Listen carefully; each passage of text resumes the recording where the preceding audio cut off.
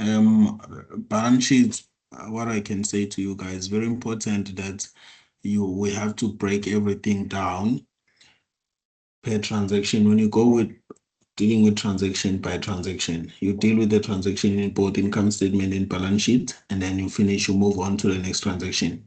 You cannot do income statement and then go back and start again do balance sheet. That's not the right way of doing it. Let's do it together. Let's do it simultaneously and until we finish it. You must be careful with some notes that are important.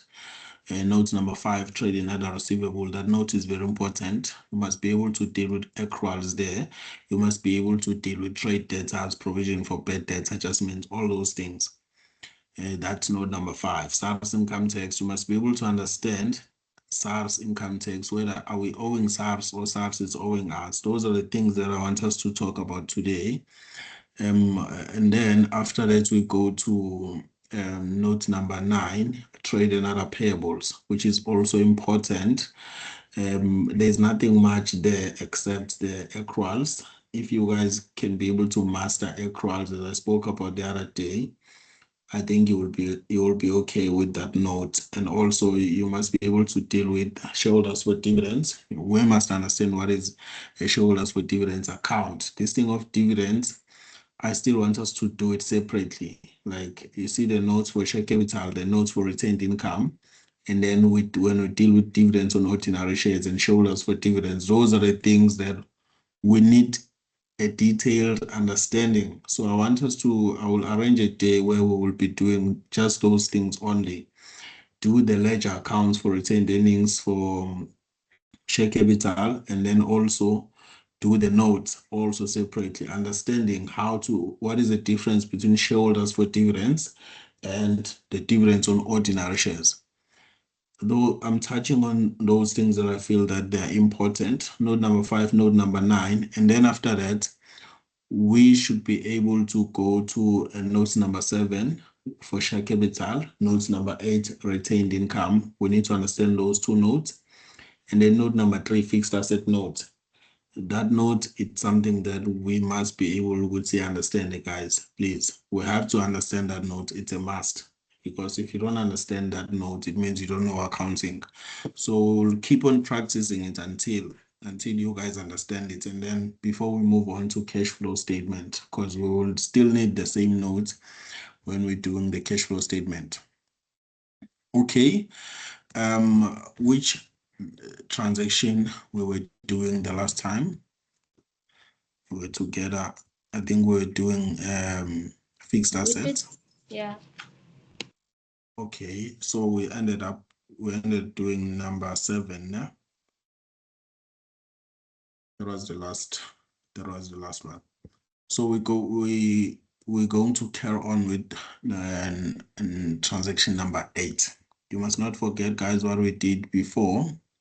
We dealt with a few transactions here. This was a transaction that we dealt with. I'm not sure whether it was rent or what. And then here is another transaction that we've dealt, or the same transaction that we've dealt with. And then we have another one here. I'm not sure whether it's for provision for bad debts or what, but these are the workings that we had. And then the last time we were doing the workings for depreciation, and then we went to the fixed asset notes. That's where we captured all the amounts in their spaces. Also, like there's a logic. This note, it requires a logic, guys, when you're working on this note. Also, don't forget to apply these formulas that I gave you.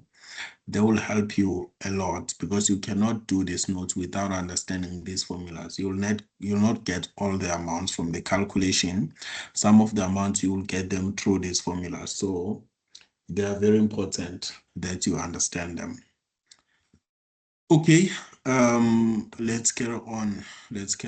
So now we're going to do transaction number 8. So what is transaction number 8 saying? Transaction number 8 is saying interest on loan is capitalized, right? Interest on loan is capitalized. What does that mean when we're saying interest on loan is capitalized? It means that on the balance of the loan that we are owing, we're going to add the interest. So which means now the loan amount that we have in our record, the loan balance includes interest, right? We always calculate interest every year, and that interest is added on the loan. So which means now, if we go to our trial balance, we can see there's mortgage loan here for London Bank. We have 399,200. For the previous years, interest, it has been catered for in this amount. It is included. When they say interest is capitalized, which means it is added in this amount. But I'm not sure about the current year's interest, but the previous years, it is included in this amount. Now, we need to check whether the current year's interest is it included in this amount or not. Now, that's why we need to go to the transaction. They're saying here, interest on loan is capitalized. The following details have been extracted from the loan statement obtained from London Bank on 31 March 2014. So this is a statement that came from London Bank. So which means now the bank is presenting to us how much we're owing. And that is the accurate amount. Most likely the bank cannot make a mistake. Obviously, we're going to reconcile it with our general ledger, but most of the time our general ledger is the one that will have some amounts that were not adjusted. We need to update it based on the statement. So the statement is telling us here that balance on 1 April 2013, we were owing 500,000. This was at the beginning of the year, right? This was at the beginning of the year. Now, at the end, balance on 31 March 2014, that is 420,000 rands. This is now at the end. So which means here they gave us the opening balance, they gave us the closing balance. It shows that there is an amount that was paid during the year, obviously. Then it says here, the monthly repayments amount to 8,400 per month. Payments have been made timelessly in respect of the current financial year. No interest been made for the interest on loan, right? Interest on loan is not included, is not calculated, is not recorded. The capital repayment will remain the same over the next financial period. The reason for them to tell us this is because they want us to calculate the current portion of loan that will be paid within the next 12 months. For you to be able to deal with a transaction like this, you need to do a T account. It will make things easy for you. It will simplify everything for you. So, yes. I always get confused between capitalized and uncapitalized. Which one is which? Capitalized interest, we talk about the interest that is capitalized, yeah? Yeah, what does it mean when the interest on loan is capitalized? When they're saying interest on loan is capitalized, they mean it is included in the balance. Okay. But when they say interest is not capitalized, which means it's not included in the balance. So as you can see, these two balances now, they include interest because they said interest on loan is capitalized, which means these balances, they will help us to calculate the interest because it is included there. Yeah. Thank you. Thank you, Kinelwe. Let's do it now so that you can see how we break this thing down. I'm just going to do workings number 5 here, right? Here, the key is to do a T account. It will make things easy for you. Let's break it down and see if we can be able to do this thing. Okay, I'm just going to do a T account. Please guys follow me on this one there because this transaction is always like giving us problems, obviously, in a test, of which I understand. We will not get things that are easy all the time. So some complexities, that's why we're having classes here because we need to deal with them, right? So this is a loan account with London Bank. Okay, I'm going to have credits this side. And then this side, I'm going to have what? I'm going to have debit. Okay, so now in a situation like this, what do I need to do? I need to go straight to the loan statement. You see, there is an amount that is sitting there, right? But this amount, we don't know whether interest is already in or it's not, but what we need to rely on is the statement that comes from the bank. The bank is telling us here that on 1 April 2013, which was the beginning of the year, we were owing them how much? 500,000 rands. So I need to take these 500,000 rands and make it what? A balance brought down, which means this is an opening balance, and I'm going to say 500,000 rands. Why am I putting it on a credit side? Because loan account, that is a liability account, and it increases on a credit side. So obviously when we're owing, we will be having a balance on a credit side.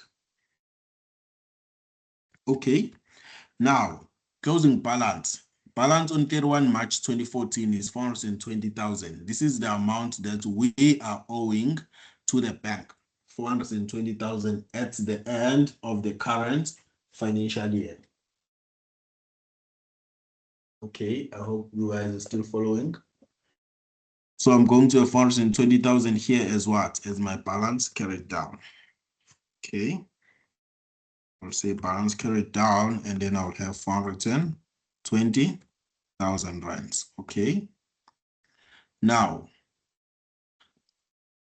I have included my opening balance and I have included on my closing balance. They cannot be on the same side, both of them, no.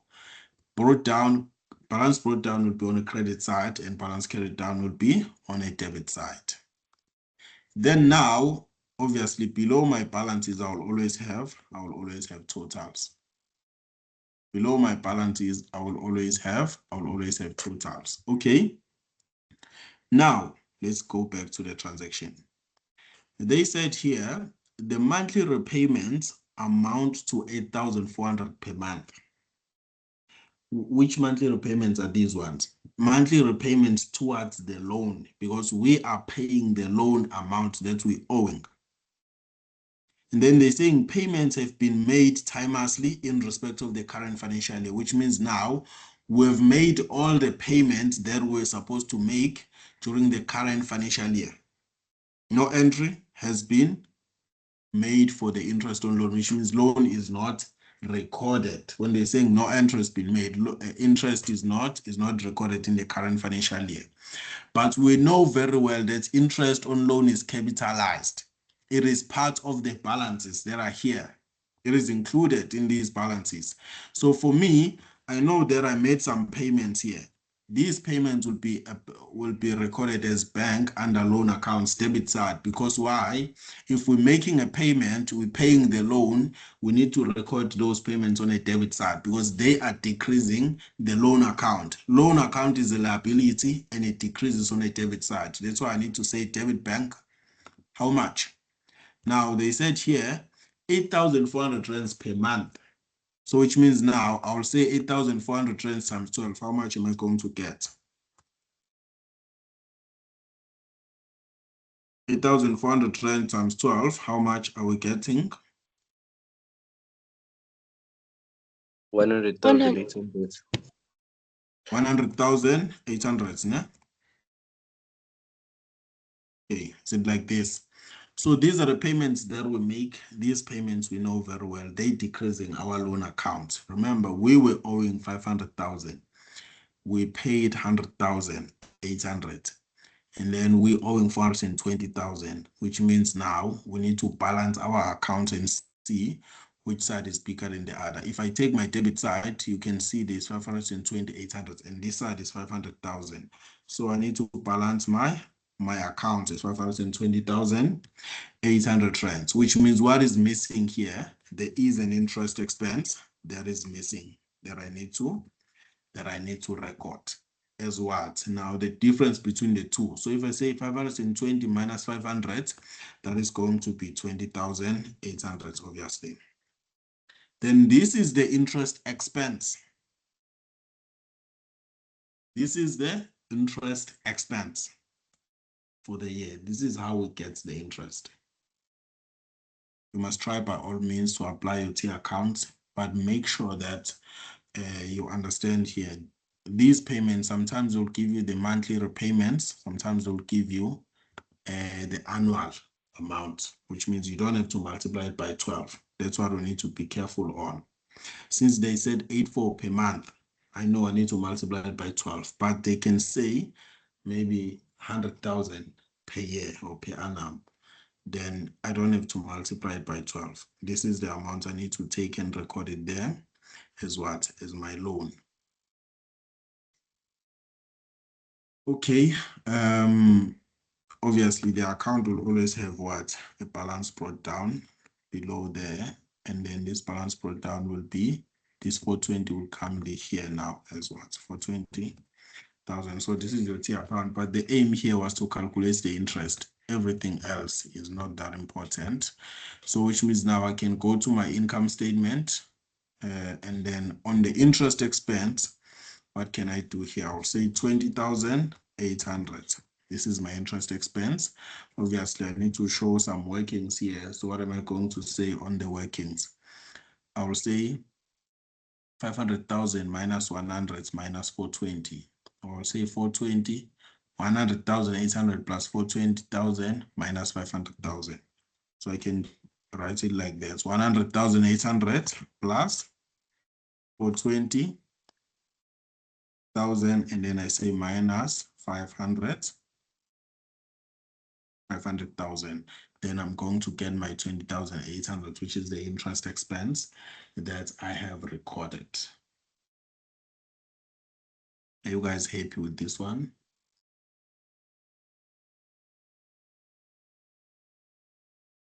This is how we do the loan. This is how we deal with the loan transaction. So we're getting our, already we've dealt with it in the income statement format. We got our interest expense. What about the balance sheet?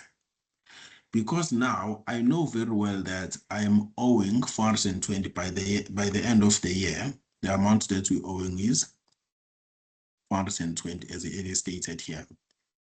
420, but this 420, what do I need to do with it? I need to split it between the current portion and the non-current portion. There is it, the balance at the end. I am owing this balance at the end, right? 420,000. Okay, but I cannot take this 420,000. Okay, even on our ledger account, there is the balance 420,000. There is it here, 420,000.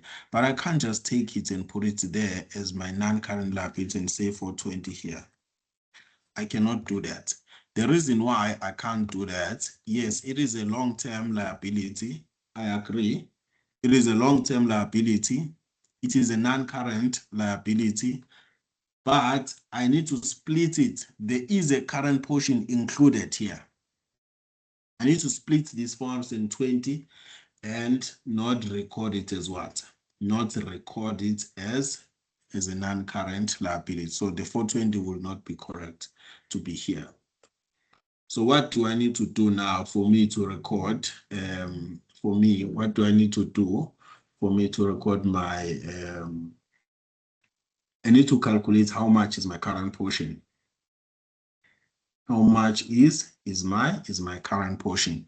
Let's go back to our T account. How much the payments we're making? These payments of 8,400 on times 12, which is 100,800 per year. We're making payment here to pay the capital portion and to pay the interest. So this 100,000 includes both interest and the capital portion of the loan. But I know already how much is the interest. So which means now, if I can say 100 minus 20, I will know how much I am left with, which is going to be my current portion. Okay, so the total payments here for the loan, I know that the total payments for the loan, how much is that? The total payments were 100,800 from my calculation from my T account. But how much is the interest on that amount? How much was the interest paid? Interest paid is only 20,800. Okay, so which means now my non-current portion or my capital portion, I can say it's capital portion. Let me just say capital portion that was paid. Okay, so that will be the difference between the two now. 80,000 is the capital portion that was paid, which is the difference between the 100,800 minus the 20,800. Okay. I hope you guys are still following. Yeah. Okay, so what does this mean? This is the capital portion that was paid, so which means from this 500,000 that we were owing at the beginning, we incurred an interest, which is now 520 that we're owing. And then we paid 100, and then it went down to 420 at the end. But I know that there's an interest of 20, and then there's capital portion of how much? Of 80. Now I can go to my balance sheet. This 80,000 will be my current portion of loan that will be paid within the next year, because they told me clearly here that the capital repayments, can you see, which is exactly the one that I show you, capital portion. This is the capital repayment that was made. The capital repayment will remain the same over the next financial period. So which means now next year, I'm still going to pay this 80,000 as my capital repayment. So it will go to my balance sheet as what? As current portion of loan, which will be 80,000 rands. This will go to my current liabilities. Now, what about the non-current liabilities? The non-current liabilities is the ones that we need to go and record now. So which means now for my non-current liabilities, I can do my workings to say, now I can either say 420 minus the 80,000 rands, right? Because this is the amount that includes the capital portion, the current portion, this 420. So I can say my 420 minus my 80,000 rands, and then I will get what? I will get my current portion. I will get my current portion of loan. But also another amount that is that we know that it is sitting there as what? Another amount that is sitting there is 399,200. This 399,200. Remember, they told us down there that interest is not recorded, right? Which means in this amount we did not record the interest. Okay, which we needed to record. So if I can the interest on this amount, I'll get my closing balance. I need to get my closing balance, and then I subtract what? I subtract my current portion. So this 399,200 that we can see here, I can come with it and say here 399,200, which is the balance that was sitting in my trial balance. Then I say plus interest, because I know that interest was not recorded. They did tell us there that no interest been made for interest on loan, which means now the amount that is sitting there, it does not include interest. And I know already how much is the interest. Interest is how much that I calculated is 20,800. So I can say plus 20,800 and then minus what? If you say 399,200 plus 2,800, how much are we getting? We're getting the 420, right? This 420, which is exactly the same as this. So it's up to you. It's either you say 420 minus 80, because here we need to say minus the 80,000 for current portion of loan now. And then we're going to, how much we're going to get? 399,200 plus 20,800 minus 80,000, how much we're getting?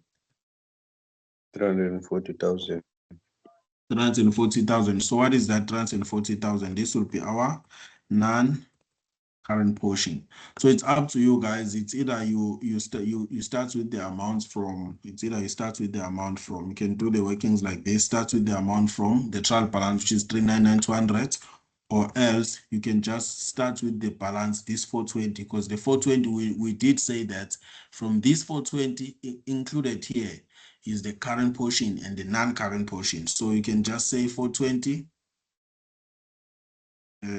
so 420,000 minus the 80,000, which is already we know that 80,000 is a current portion. So how much we're going to get as a non-current portion? We're still going to say 420,000 minus 80,000, and we're still going to get the 340,000, which is going to be exactly the same as this. It's going to be 340,000. Okay, any questions on this one, on the loan one, guys? No. Is it clear how we structure this thing, how we like the approach? Because what is more important is the approach. You must have an approach of doing something. You must know where to start. If you don't know where to start, it means you don't know the answer. You will get it wrong.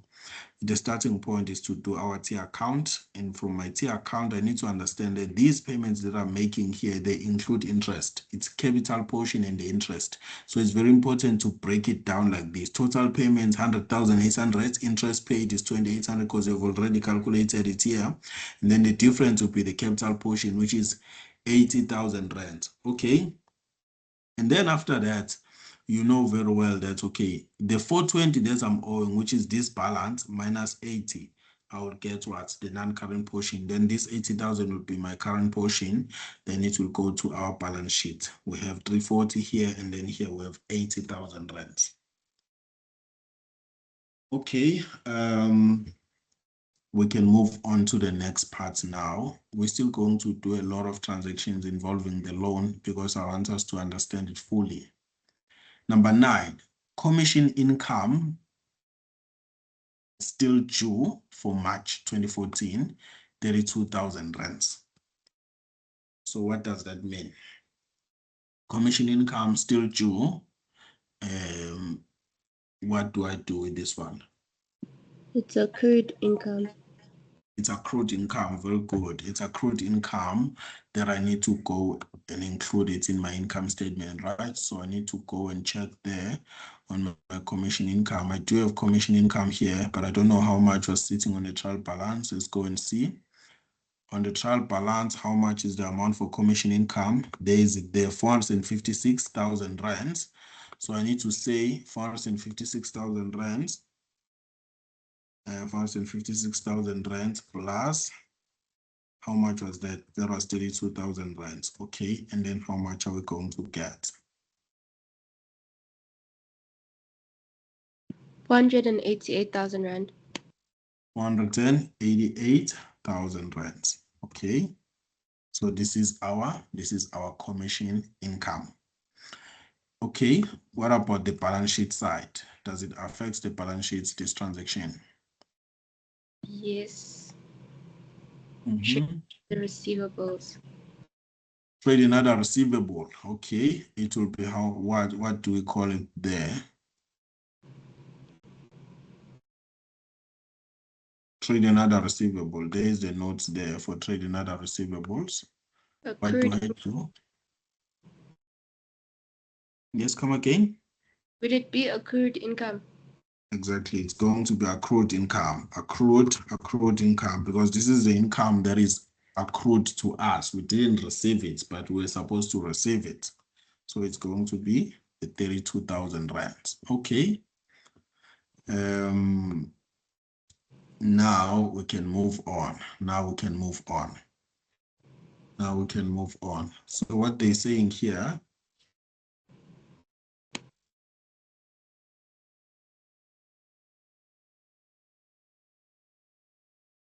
the salary so we did the salaries journal for March 2014 was completed, which is the last, this is the last month.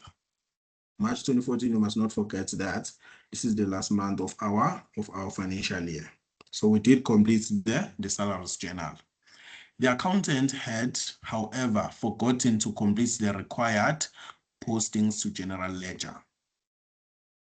Okay, postings to general ledger. The journal revealed the following details. Okay. Gross monthly salary, 15,000. Gross monthly salary, 15,000. Deductions, we have a pension fund there of 1,500. We have medical aid of 800 rands. We have pay as you earn of 2,800 rands, and then we have a net salary of 9,900. Then they're saying here, the employer contributes rand for rand basis to the pension fund and medical aid. The employer contributes rand for rand basis to the pension fund and medical aid. How do we deal with this transaction?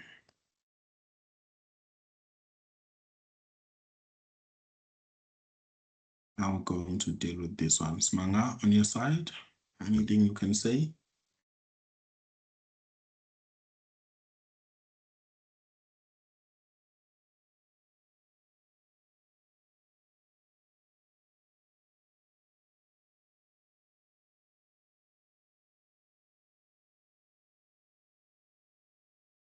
Are you with us, Smanga? Yes, I am. I'm still thinking of how we're going to be doing that transaction. Okay, what is the transaction saying according to your understanding? What needs to be done here is to add the employer's contributions. Yes, very good, very good, very good. Employer's contribution, it has to be added because what they're saying here, the accountant had, however, forgotten to complete the required postings to the general ledger, which means now the pension fund that is reflecting on the trial balance, employer's contribution is not included there.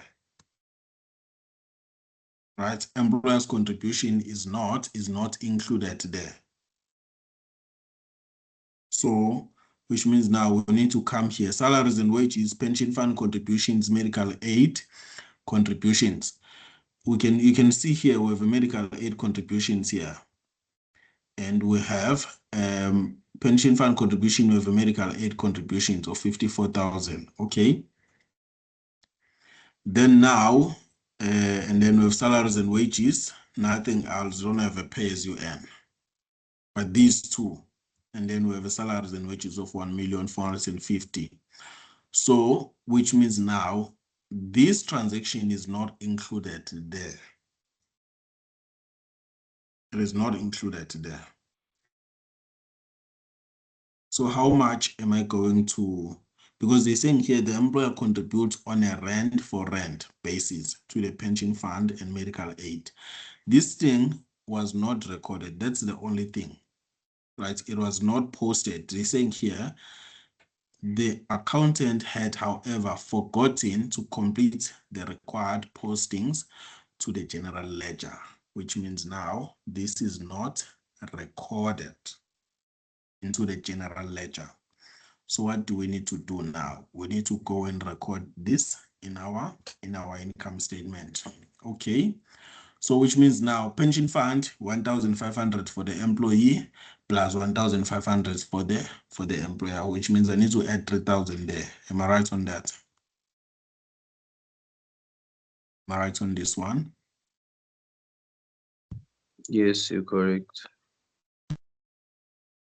Okay, let's go and see. Where is it?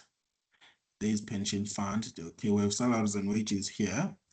The salaries and wages that is sitting there, how much is it? Let me just put it in 1,450,000. So let's say 1,450,000, and then also plus. Then pension fund contribution, I have 82,500 rand. So I'm going to say 82,500 rand, and then I say plus. And then medical aid contributions, that is 54,000 rand. So I'm going to say 54,000 rand here. Okay, and then I say plus. Okay, then now, let's see. Under pension fund contribution, I said I'm going to say plus 1,500 for the employee because it was not recorded. 1,500 for the employee, plus employer contribute rent for rent basis to the pension fund and medical aid. So which means now I need to say plus 1,500 for who now? For the employer now, the contribution for the employer. And then how much is the total that I'm going to get for pension fund?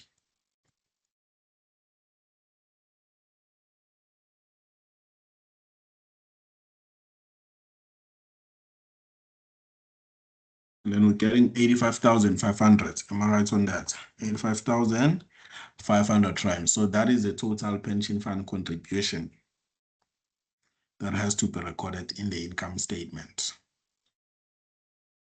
Okay. What about medical aid? What about medical aid? Also, the employer contribute rent for rent. So I'm going to put 800 for the employee plus 800 for the employer. So I need to say plus 800 here, and then I say plus 800. Okay. And then how much are we getting? That is 55,600. 55,600 rands. Yes. Okay. Then what about the salaries and wages now? How much we need to add for salaries and wages?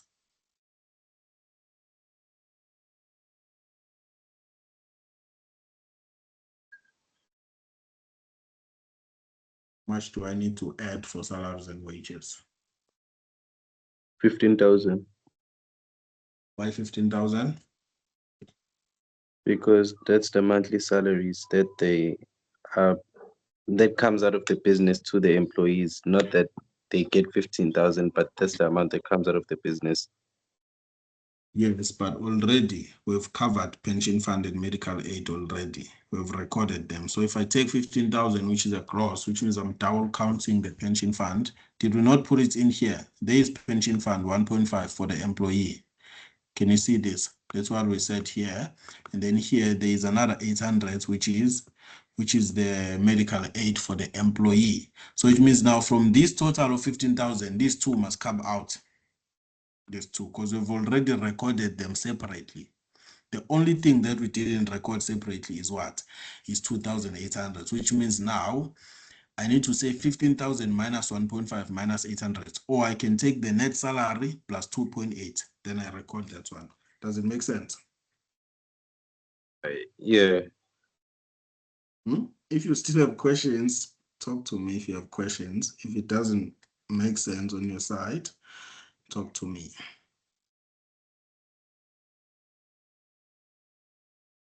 You can tell me if it doesn't make sense. Kinelwe, what can you say on your side? Does this thing make sense to you? Yeah. You get why you understand why we have to take out the two amounts, or maybe we can take the next. The principle, what you're saying, Smanga, is correct in that to say 15,000 is the one that has to go, which is true. But because we've already recorded the two amounts separately, because they're sitting separately on the trial balance. So even here, we recorded them separately, as you can see.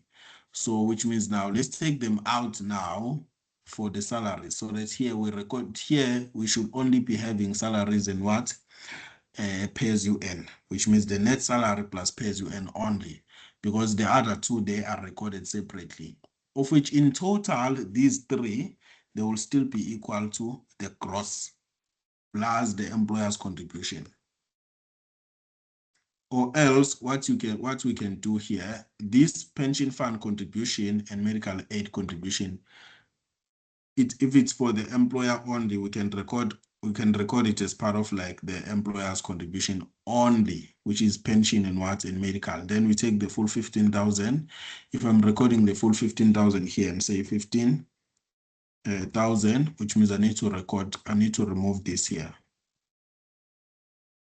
And then I need to remove this. Then I change this amount, I'll still be getting the same total. So how much am I going to get? 1,450,000 plus 15,000.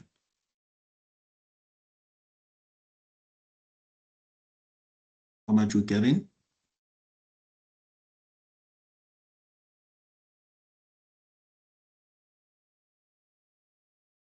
1,450,000 plus 15,000 is in 1,465,000, nah? So it's gonna be 1,465,000. Then these two amounts will change, obviously.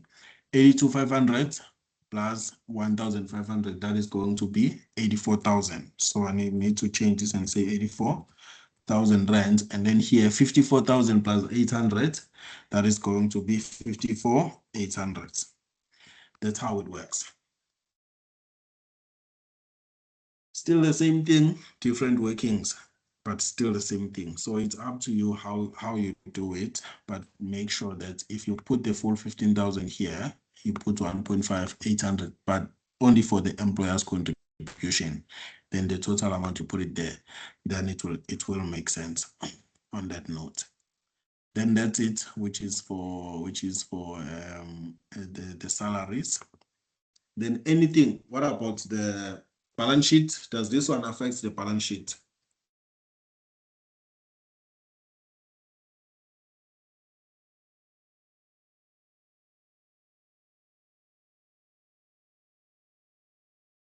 Does it affect the balance sheet, this one?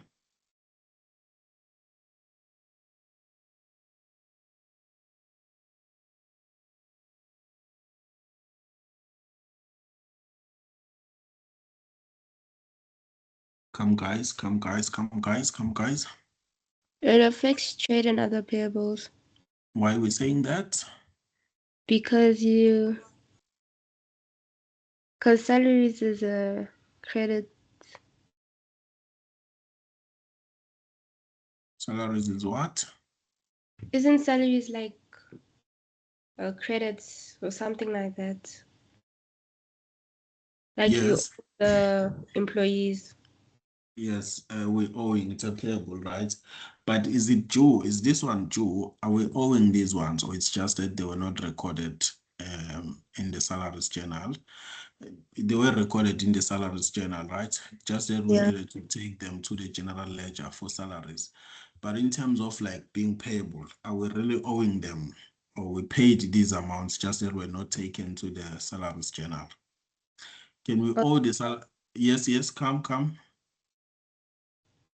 We can't owe them because it's already paid. Yeah, salaries are paid every month. So I don't think employees, we can maybe not pay employees. Each and every month, they need to get their salaries so that they can survive, they can come to work, they can do all those things.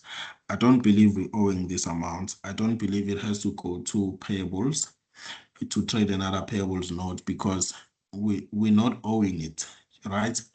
Just that it was not taken to expenses, to salaries. So it was just not included. It was just not included as part of what? As part of expenses, right? Because remember the journal entry to record this thing. The journal entry to record this thing is what? Is we're supposed to do what? The journal entry to record this is to debit the bank. Sorry.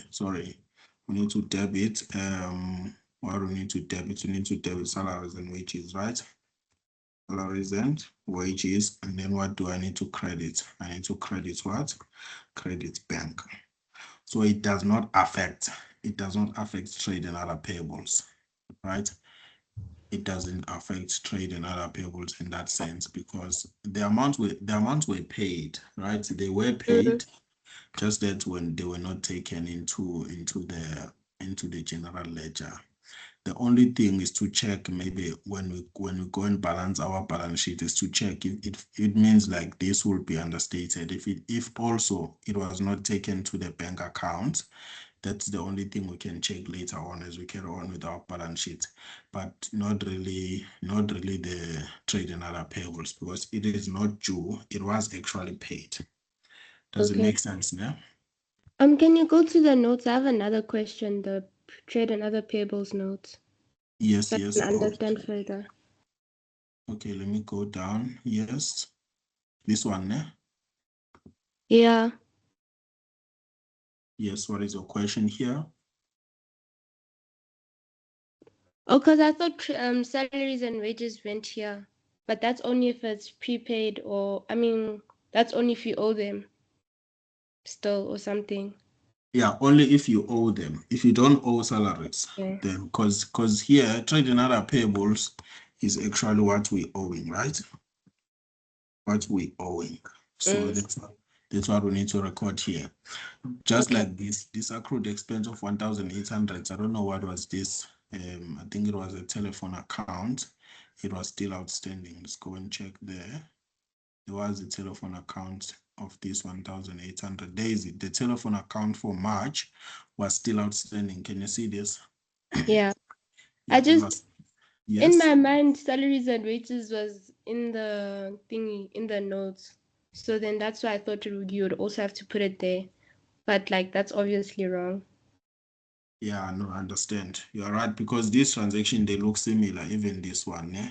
It looks similar to those, even like this one, commission income are still due. It looks like it's an accrual, right? Because accruals, they affect trade and other receivables, trade and other payables. Your question is a valid question. It's a very good question. But here, it's a matter of just recording it in the salary. It was recorded in the salaries journal because the accounting cycle, everything start from a source document, right? Yeah. Start from a source document, and then from a source document, where does it go? Journal. From a source document, it goes to a journal, yes. And then from a journal, it Ledger. goes where? Ledger. It goes to a general ledger, yes. And it goes to a general ledger, and then from the general ledger, Is there a pre-trial balance? yes, it will go to a trial balance. So it was a matter of like, it was recorded, so which means source document, obviously that will be a pay slip for employees, maybe bank statement to indicate that, okay, the amount was paid, right? That's a source document. Then to the journal, when we're doing the journal, obviously we have salaries journals and we have a cash payment journal, right? It was taken to salaries journal, it was taken to cash payment journal, and then in terms of like the general ledger, it didn't go here, and then which means it's not in the income statement. So the only thing, the possible balance that can be affected here is the bank instead of trade and other payables. Maybe this amount, we might have to go and subtract it from where? We might have to go and subtract it from, the bank, which is cash and cash equivalents, because it's possible that this balance of cash and cash equivalents that is sitting here, it is overstated because we did not subtract that amount that was paid to employees. It's possible, unless if this amount comes from the bank statement, which was at the end of the year. But for now, we're not going to adjust the amount. We're going to carry on with our transaction when we're actually balancing our balance sheet and going to, after we've already covered all the amounts, then we might have to go and check the cash and cash equivalents. But trade and other payables, not really affected by the transaction. Okay, thank you, sir. Thank you. Can you go to number 11 now? Number 11, it doesn't really affect towards the income statement. Let's go and see. The directors declared a final dividend of 20 cents per share, which is like these are the final dividends. A total of 1,800,000 shares were in issue on 31 March 2014, the last day of the financial year. 300,000 shares were issued during the financial year at R2 each. The issue of new shares has been properly recorded. Provide for income tax rate at 30% of the net profit before tax. So this is the transaction number 11 that is going to help us to do our retained income, and it is also going to help us to do our share capital. But which means income statement, we can now close the income statement and then go and close our balance sheet by only doing the two remaining notes, because the only notes that we have not yet done here is these two, which is share capital and the retained income. But income statement, they told us here that 30% of the net profits, which means I can close my income statement now, and then I go and close my balance sheet. Let's talk about sales. What happened with our sales on the income statement? before I even deal with these other transactions. We had 5,680,000, which is sales, and then we're going to subtract what? We're going to subtract the 47,000. What is this 47,000 for? Is it not for the debtors allowance, right? So the debtors allowance is separated from sales. So I'm going to have what? My 5,680,000 minus my 47,000. Okay. So we're closing our income statement now. So what is the total sales amount here, guys? I want you to help me with the calculator now, and we close our income statement.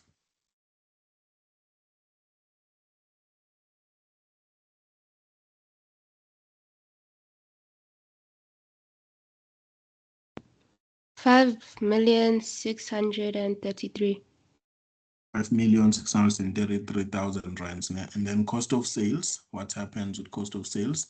We have 2,380,000, and we didn't have anything else on the transactions that affected cost of sales. So I'll have 2,380,000 rands. Okay, and then how much will be our gross profit? Our gross profit will be the 3,253,000. Okay. Then now, rent income and commission income, we finished that. Do we have any other income that is sitting here? Let's go and see. Rent income, the first one, we dealt with rent income. It is there, and it's recorded. We got the total. Salaries and wages, pension, contributions, medical aid, we dealt with this. Bad debt, we dealt with the bad debt. I think we completed them, we recorded them. Where is bad debt? There is it here. So we sorted that one out. And then rates and municipal services of 125,000, I think it was recorded also. It's there recorded, and we're done with it.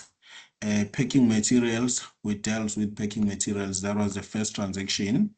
There's it there, it's closed. And then telephone, 52,000 rands. We dealt with it as well. There is it here. And then what else we have? Stationery, 6,400 rands. Do we have stationery there? 6,000. Okay, there's nothing. 6,400 rands, because there's no transaction that affects what? That affects our stationery. Bank charges, 19,600 rands. So I'm going to have my 19,600 rands as part of my bank charges. Nothing else affected my bank charges. Directors' fees, 900,000 rands. Did we have any transaction that affects directors' fees? There was nothing. I'm going to have 900,000 rands here. Audit fees. Do I have audit fees? There is it here, which is 48,000 rands. I'm gonna come and record 48,000 rands here as part of my audit fees. What else do I have? Dividends on ordinary shares, that will go to retained income. Commission income, we dealt with commission income. So which means now I can carry on close my income statement. So my operating income, other operating income is 664,900. Then my gross, I need to take this, which is a gross income, plus my gross operating income, which is giving me 3,917,900. Okay. Then my expenses, if I add these ones all, I'll just use the Excel, guys, don't worry now. I'll just use the Excel formula and see. We would see how much we're going to get here as the total. So we're adding all these amounts, and then how much we're getting. 2,901,350. So this should be negative. You can see here, this is our operating expenses in total.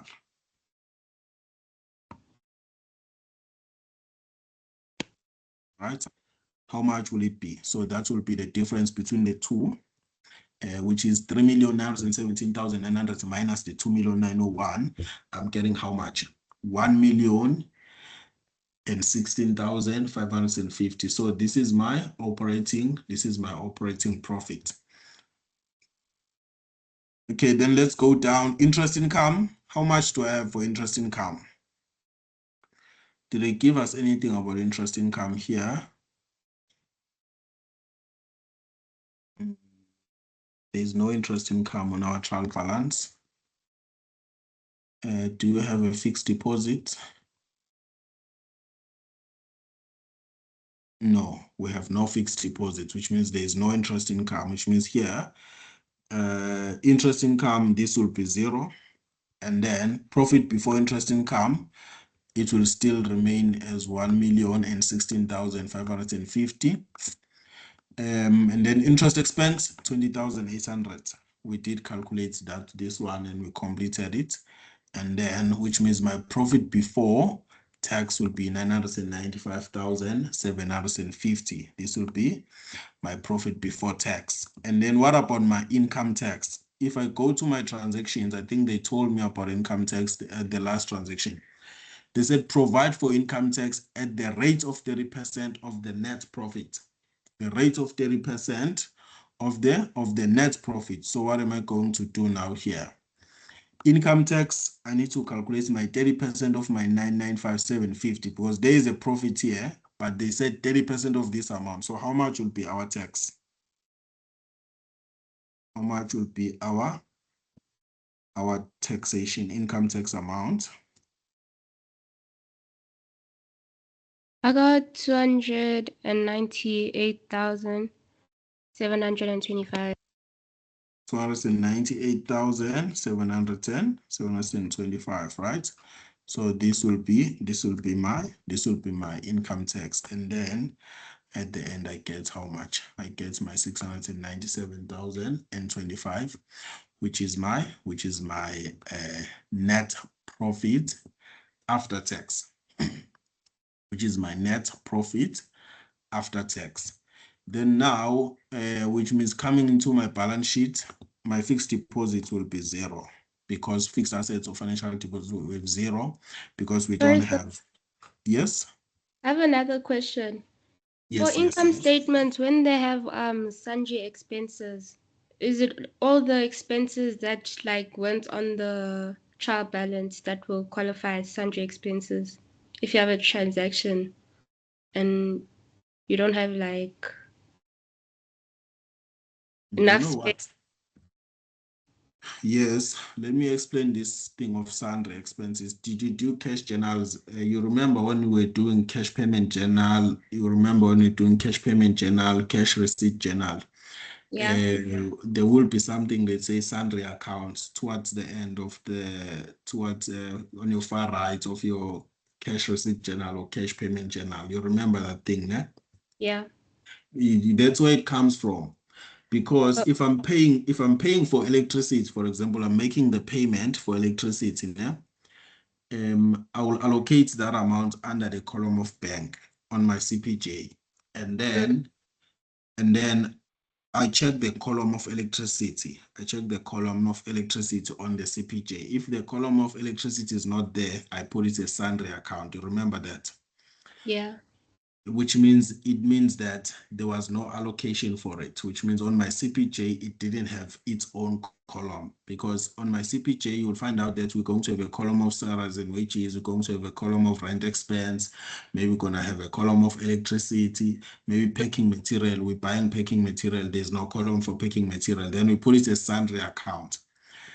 But here, when I'm talking about sundry accounts, I'm talking about those small expenses, right? Those miscellaneous expenses that were not allocated. They didn't have maybe their separate allocation. They are immaterial. You remember when we did what is this? When we did our GAP principles, né? We had materiality there. And materiality stated that we record something separately if it's only material. So all those are expenses that are not material. We're going to group them all and record them as sundry expenses. Maybe I bought sugar for 5 rand. I can't go to my income statement and record something for 5 rand because you can see most of the things here they are in hundreds. Can you see? I can't record something for R1. Maybe I bought something R1, I bought something R20, maybe R2 and all of that. There are business expenses like that. Maybe the business needed maybe something, then we went to the shop and buy something quickly and it doesn't have an allocation. Maybe we will buy super glue because we want to do something inside our shop or inside our business. It's just a R5 super glue. I can't go to my income statement and record super glue there and say R5. So all those expenses will be grouped together because they are immaterial. Ne? I will group them together and record them as what? As sundry accounts. Does it make sense? Yeah. Yeah, it is still the expense. We cannot deny that. That's why we have to come here and subtract it in our income statement. It's still a sundry expense. Just that here we don't have sundry expenses in our trial balance. They didn't give us any sundry expenses here. Therefore, which means this one, you can see these are the accounts that we have in this business. So which means now, if we had any expenditure that does not fall to all these expenses that we can see here, it will go to sundry accounts. If we bought a super glue, we bought something small, it will go to sundry accounts. Then that will be the sundry expense or miscellaneous. Sometimes we call them, it's just those expenses. You'll see when you go to university, they call it a suspense account. They change it to from sundry and call it a suspense account, which means that is an account that groups all those other expenses that are small, that they cannot make a big effect in terms of the income statement. Okay, are you happy with that? Yes, thank you, sir. Okay, thank you. So on our balance sheets, guys, on our balance sheet, what the next step here now is to close our balance sheet. We will be closing our notes and closing everything else that we didn't close. The only notes that we will be left with, these are the notes that I still want us to work on them separately first before we can finalize, because there are things that I want to explain to you guys. There are things that I want you to understand. But other than this, everything else is done according to me. These notes for trade and other receivables, there's nothing else that we still need here. We can just close our note and get the total for our trade and other receivables, which means now I'm going to have how much here? 264,800. This will go to trade and other receivable as what? Oh, sorry guys, we still need to go to our, no, we don't have to close it now. We don't have to close it now. I'm sorry about that. We don't have to close it now. We need to go to, you see on our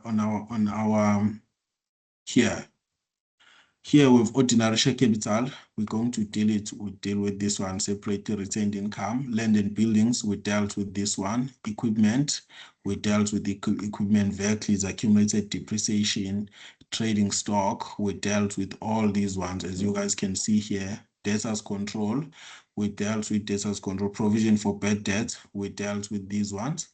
And then bank and cash floats, these are cash and cash equivalents. We still need to deal with this. Creditors control, it is sitting under trade and other payables. But what about SARS, income tax? This one we didn't deal with. This one we didn't look at it.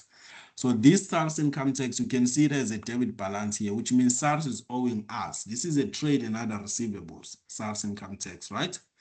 SARS income tax is owing us, was owing us, according to these accounting records that is sitting here. But how much income tax expense that we incurred during the year? How much income tax expense that we incurred during the year? That 30% that we calculated, it was 298. You see? Which means now SARS owes us how much? SARS owes us how much? Let me go there. How much is 280,000? You can see that 280,000 SARS is owing us. 280,000. But now, during the current financial year, how much tax we owing to SARS? How much tax we owing to SARS? This was calculated by us. That 30%, there is it there, 298,725, right? 298,725, right? So which means now who is going to end up owing the other now? I'll put this as minus. We owe SARS here is tax that we need to pay. So who is going to end up owing the other? If I take the difference between the two, which means we are the ones who are going to end up owing SARS. Can you guys see this one? Because SARS was owing us 280 and we incurred tax of 298. Then we owing SARS 18,725. So which note is this amount going to be recorded? Trade and other payables or trade and other receivables? Which one between the two? Trade and other payables. Exactly. Trade and other payables. This amount should go to trade and other payables. It is going to be a SARS income tax. So I'll come here and let me just put this amount here. I'll come here and say SARS, SARS income tax, right? SARS income tax. Then what am I going to do? I need to do my workings and say 298, 298,725 minus 298,725 minus 280,000. Okay. This is going to be my 18,725. It's going to be my trade and other payables. Then trade creditors, that amount I'm going to get it from my days creditors control here, which is going to be 186,000. It has to be recorded here, 186,000 rands. Then shareholders for dividends. This one, we will deal with it when we're doing the other thing. So which means everything else in our trial balance is covered, which means my trade and other receivables, this one, I can close it off. This one, it is done and dusted with it. I can close it off. 264,800. It can go to my balance sheet now as 264,800. Okay. Cash and cash equivalents, we can add the two amounts that we have. Bank, which is 2,833,450 plus the 4,500. 2,833,450, 2,833,450 plus 4,500, right? How much are we getting here on these two amounts?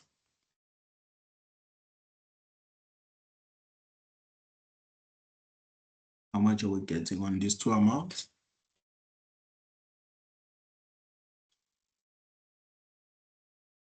$2,837,950.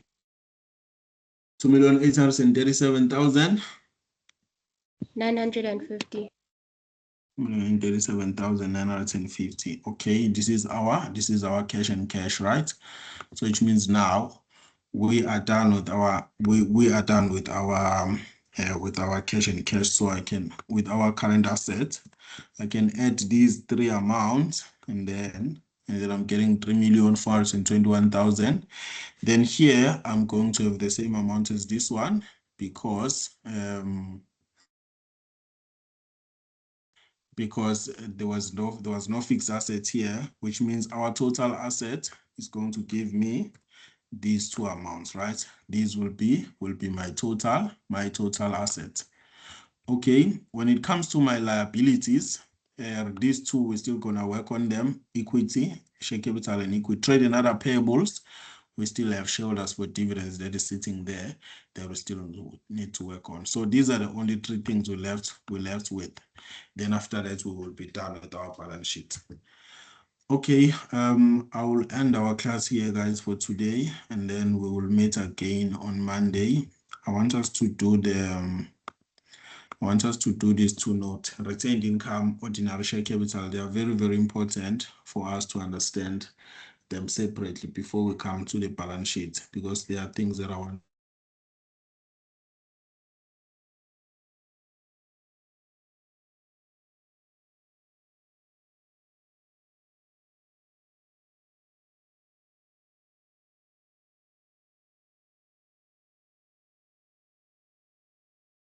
How are you guys feeling about this balance sheet? Is it stressing you? Anything that you should be worried about here?